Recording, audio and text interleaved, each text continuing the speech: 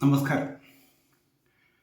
പലപ്പോഴും ഞാൻ പറയുന്ന വിഷയങ്ങൾ ജ്യോതിഷവുമായി പൂർണ്ണമായിട്ട് ബന്ധമില്ലെങ്കിലും എൻ്റെ അനുഭവത്തിൽ എൻ്റെ അടുത്ത് വരുന്ന ആളുകളുടെ പ്രശ്നങ്ങൾ, എനിക്ക് നേരിട്ട് അറിവുള്ള വിഷയങ്ങൾ, അത്തരം കാര്യങ്ങളെ പറ്റിയിട്ടാണ് പലപ്പോഴും എനിക്ക് സംസാരിക്കേണ്ടി വന്നിട്ടുള്ളത്.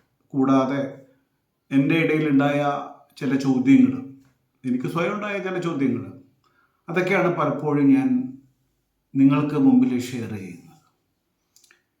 ഈ ഷെയർ ചെയ്യാനുള്ള കാരണം ആർക്കെങ്കിലും ഉപകാരപ്പെടുന്നുണ്ടെങ്കിൽ അത് ഉപകാരപ്പെടട്ടെ എന്ന് കൂടി ചിന്തിച്ചിട്ടാണ്. പ്രശ്നങ്ങൾ എപ്പോഴും എല്ലാവർക്കും ഉണ്ടായിട്ടുണ്ട്. പ്രശ്നങ്ങളില്ലാത്തൊരവസ്ഥയെപ്പറ്റി നമുക്ക് ചിന്തിക്കാൻ പറ്റും. എപ്പോഴും പ്രശ്നങ്ങളുണ്ട്. ഈ പ്രശ്നങ്ങളില്ലെങ്കിൽ നമ്മളില്ല എന്നാണ് എനിക്ക് തോന്നാറ്. ഞാൻ വളരെ വ്യക്തമായിട്ടൊരു കാര്യം പറയാം. നമ്മൾ ചില ആളുകൾ വിദേശത്ത് പോയിട്ട് കുറേ നാൾ അവിടെ കഷ്ടപ്പെട്ട് ജോലി ചെയ്ത് നല്ല സമ്പാദ്യം ഉണ്ടാക്കി നാട്ടിൽ വരും. സപ്പോസ് ഏകദേശം ഒരു 50 ലക്ഷം രൂപ സമ്പാദിച്ചിട്ട് നാട്ടിൽ വരുന്നു എന്ന് വിചാരിക്കും. ഈ നാട്ടിൽ 50 ലക്ഷം കൊണ്ട് നാട്ടിൽ വരുന്ന സമയത്ത് അദ്ദേഹത്തിനുണ്ടാകുന്നൊരു ചിന്ത, ഇനി ഞാൻ നാട്ടിൽ പോയിട്ട് ഭാര്യയോടും മക്കളോടും ബന്ധുക്കളോടൊക്കെ ഇടയിൽ സന്തോഷിച്ച് ജീവിക്കണം എന്ന് ചിന്തിക്കുകയാണ് അല്ലേ. അപ്പം ഇതിന് വേണ്ടിയിട്ട് അദ്ദേഹം ചെയ്യുന്നൊരു പണി എന്താണെന്ന് വെച്ച് കഴിഞ്ഞാൽ, ഈ 50 ലക്ഷം കൊണ്ടുവന്നിട്ട് ഈ 50 ലക്ഷം ഫിക്സഡ് ഡെപ്പോസിറ്റ് ചെയ്തിട്ട് അതിൻ്റെ പലിശ കൊണ്ട് ജീവിക്കുകയാണോ ചെയ്യാറുള്ളത്, അല്ലെങ്കിൽ അതെവിടെയെങ്കിലും ഇൻവെസ്റ്റ് ചെയ്യുക എന്നുള്ളത്, നമ്മൾ ബിസിനസ്സിൽ ഇൻവെസ്റ്റ് ചെയ്യുക, പുതിയൊരു ഷോപ്പ് തുടങ്ങുക, പുതിയൊരു സ്ഥാപനം തുടങ്ങുക, പുതിയൊരു കമ്പനി തുടങ്ങുക, ഫാക്ടറി തുടങ്ങുക, എന്തും ആവാം, അങ്ങനെ ചെയ്തിട്ട് ജീവിക്കുകയാണ് ചെയ്യാറുള്ളത്. അധികം പേരും ബാങ്കിൽ കുറച്ച് പൈസയൊക്കെ ഇൻവെസ്റ്റ് ചെയ്യില്ല എന്നൊന്നും പറയാൻ പറ്റില്ല. പക്ഷേ അധികം ആളുകൾ ചെയ്യുന്നത് നാട്ടിൽ വന്നിട്ട് എന്തെങ്കിലും ചെയ്യണം. അതാണ് ആളുകൾ ചിന്തിക്കപ്പെടും. നാട്ടിൽ വന്നിട്ട് എന്തെങ്കിലും ചെയ്യണം അവർക്ക്. അത് എന്തിനാന്ന് വെച്ച് കഴിഞ്ഞാൽ അങ്ങനെയാണ് ഒരു ചിന്ത. നാട്ടിൽ വന്നിട്ട് എന്തെങ്കിലും ചെയ്യണം, എസ്റ്റാബ്ലിഷ് ചെയ്യണം. അപ്പം അങ്ങനെ ഇവർ നാട്ടിൽ വന്നിട്ട് സ്ഥാപനം തുടങ്ങി. നാട്ടിൽ വന്നിട്ട് സ്ഥാപനം തുടങ്ങിയാൽ നമുക്കറിയാം, നാട്ടിലെ നൂലാമാലകളൊക്കെ പലതും കഴിച്ചിട്ട് അവർ ഇങ്ങനെ കഷ്ടപ്പെട്ട് പല പ്രശ്നങ്ങളെയും സഹിച്ച് ബിസിനസ് ചെയ്ത് ഇങ്ങനെ ജീവിതം മുന്നോട്ട് കൊണ്ടുപോവുകയാണ്. അപ്പോൾ അവരോട് നമ്മൾ ചോദിക്കണേ, വല്ലാണ്ട് കഷ്ടപ്പെട്ടു എന്ന് പറയും. ചോദിച്ചു കഴിഞ്ഞാൽ സത്യമാണ്. ഈ വല്ലാണ്ട് കഷ്ടപ്പെടാൻ ഇത്രയും പൈസ ഇൻവെസ്റ്റ് ചെയ്യുന്നു ഒരു ചോദ്യം ചോദിച്ചാൽ ഉത്തരവില്ല. പക്ഷെ ഒന്നും ചെയ്യാതിരിക്കാൻ നമുക്ക് പറ്റില്ല. നമുക്ക് മാസം കിട്ടുന്ന പെൻഷൻ, അല്ലെങ്കിൽ ഈ പറയുന്ന പോലെ പണം ഇൻവെസ്റ്റ് ചെയ്തിട്ട് അതിൻ്റെ ഇൻട്രസ്റ്റ്, ഇതൊക്കെ മതി ജീവിക്കാൻ വേണ്ടിയിട്ട്. പക്ഷെ ഒന്നും ചെയ്യാതെ നമ്മൾ വെറുതെ ഇങ്ങനെ വീട്ടിലിരിക്കുക, ചിന്തിക്കുക, ഇങ്ങനെയുള്ള കുറച്ച് കാര്യങ്ങൾ മാത്രം ചെയ്തുകൊണ്ട് നമ്മൾ ജീവിക്കുമ്പോൾ നമ്മളുടെ ശക്തി നിർവീര്യമായി പോകും.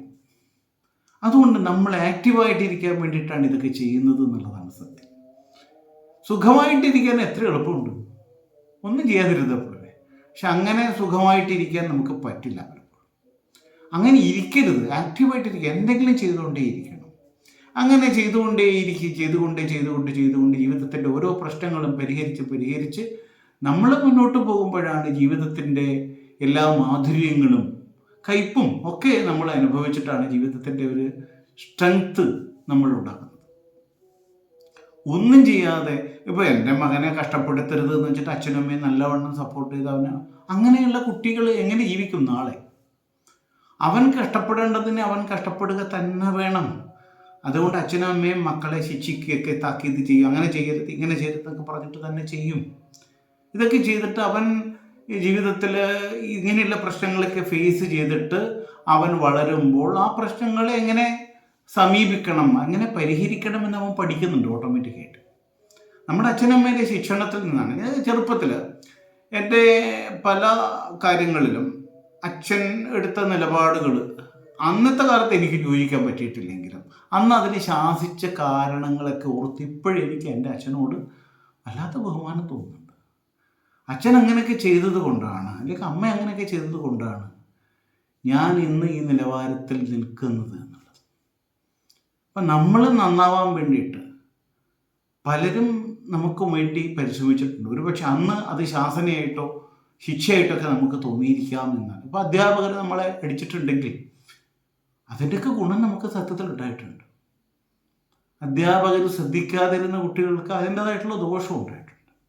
ഞാൻ അക്കാര്യത്തിൽ എൻ്റെ ഗുരുനാഥന്മാരെയൊക്കെ വളരെ വളരെ ഇപ്പോഴും സ്നേഹത്തോട് ഓർക്കുകയാണ്. ശരി, പറഞ്ഞു തരുന്നത് ഒന്നുമില്ലാതെ, ഒരു പ്രശ്നങ്ങളും ഇല്ലാതെ അങ്ങനെയുള്ള ജീവിതം സത്യത്തിൽ വേസ്റ്റാണ്. പ്രശ്നങ്ങളെ സമീപിച്ചിട്ട് അതിനെ തരണം ചെയ്ത് അങ്ങനെയുള്ള ആളാണ് എപ്പോഴും ഏറ്റവും കൂടുതൽ നേട്ടങ്ങളിലേക്ക് വന്നിട്ടുള്ളത്.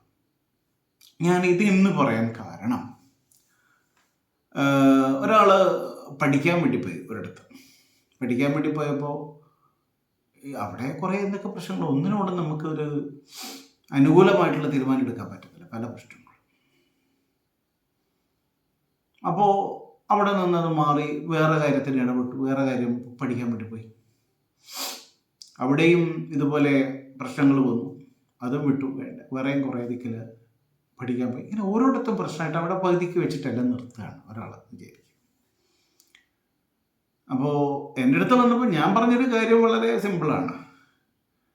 കുറേ കുഴി കുഴിച്ചാൽ ആ കുഴിയൊക്കെ നമ്മളെ കുഴിയിൽ വീഴ്ത്തും എന്നുള്ളതല്ലാതെ ഉപകാരമൊന്നുമില്ല. ഒറ്റക്കുഴി കുഴിച്ചാൽ അവിടെ വെള്ളം കിട്ടും. ഇതാണ് സത്യം. അപ്പം നമ്മൾ കുഴിച്ചിടം തന്നെ കുഴിക്കണം എന്നൊരു അഭിപ്രായം പറയാറുണ്ട്. ആ കുഴിച്ചിടം തന്നെ കുഴിച്ചാലേ നമുക്ക് വെള്ളം കിട്ടുള്ളൂ, ഫലം ഉണ്ടാവുള്ളൂ.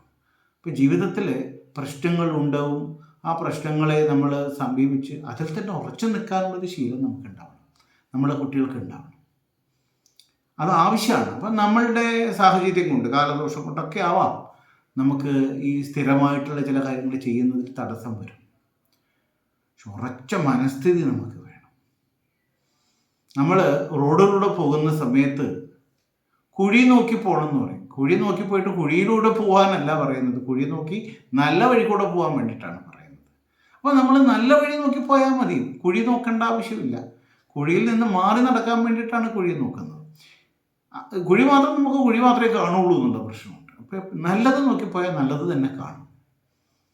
നമ്മൾ എന്തിലാണ് കോൺസെൻട്രേറ്റ് ചെയ്യുന്നത് അത് നമ്മുടെ മുമ്പിൽ വന്നുവിടും. അതാണ് സത്യം.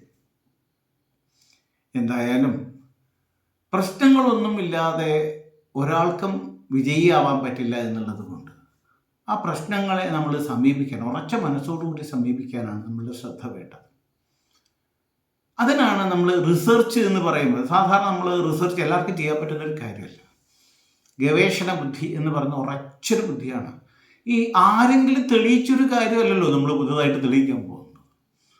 അതൊരു പലതവണ നമ്മൾ പരാജയപ്പെട്ട് ഒരു ദിവസം നമ്മളത് കണ്ടെത്തും. എത്ര ഉറച്ച ഒരു ചിന്താഗതി വേണം അതിനകത്ത്. എഡിസൺ ബൾബ് കണ്ടുപിടിച്ചപ്പോൾ 200 തവണ പരാജയപ്പെട്ടു. നമ്മളൊക്കെ ഈ 1, 2, 3 തവണ പരാജയപ്പെട്ട, മാക്സിമം 10 തവണ പരാജയപ്പെട്ടാൽ ആ പണി നിർത്തിയിട്ട് വേറെ പണിക്ക് പോകും, ഇല്ലേ? എഡിസൺ അതുകൊണ്ടാണ് ബൾബ് കണ്ടുപിടിച്ചത്. അതിൻ്റെ സത്യം, പാരമാർത്ഥിക സത്യം ആദ്യം തന്നെ കണ്ടെത്തുകയും ആ കണ്ടെത്തിയ സത്യത്തിലൂടെ ഉറച്ച ബുദ്ധിയാ തന്നെ അതിലൂടെ നമ്മൾ വിജയത്തിലേക്ക് പ്രവേശിക്കുകയും ചെയ്യാൻ വേണ്ടിയിട്ട് നമ്മൾ പരിശ്രമിക്കണം തീർച്ചയായിട്ടും. അതുകൊണ്ട് പലതവണ പരാജയപ്പെട്ടാലും സത്യത്തെ നമ്മൾ മുൻനിർത്തിക്കൊണ്ട് അന്വേഷണം തുടരുക തന്നെ വേണം. ഇതിന് വേണ്ടിയിട്ട് മറ്റൊരു കാര്യം കൂടി പറയാം. നമ്മളിപ്പോൾ ജ്യോതിഷമാണ് കൈകാര്യം ചെയ്യാൻ വേണ്ടി പഠിക്കുന്നത് എങ്കിൽ പല വിഷയങ്ങളെ ജ്യോതിഷത്തിലൂടെ നമ്മൾ അപഗ്രഥിക്കുന്നതൊക്കെ കണ്ടുപിടിക്കണം, ശാസ്ത്രരീതി പഠിക്കണം, പല ഗ്രന്ഥങ്ങൾ വായിക്കണം. വീഡിയോ കാണുന്നുണ്ടെങ്കിൽ അതും ജ്യോതിഷവുമായി ബന്ധപ്പെട്ട വീഡിയോകൾ കണ്ട് തന്നെ നമ്മൾ മനസ്സിലാക്കാൻ ശ്രമിക്കണം. അങ്ങനെയൊക്കെ ശ്രമിക്കുന്ന സമയത്ത് നമ്മൾ ഇതിൽ കൂടുതൽ അടുക്കും, അല്ല അതിനെ കൂടുതൽ സ്നേഹിക്കും.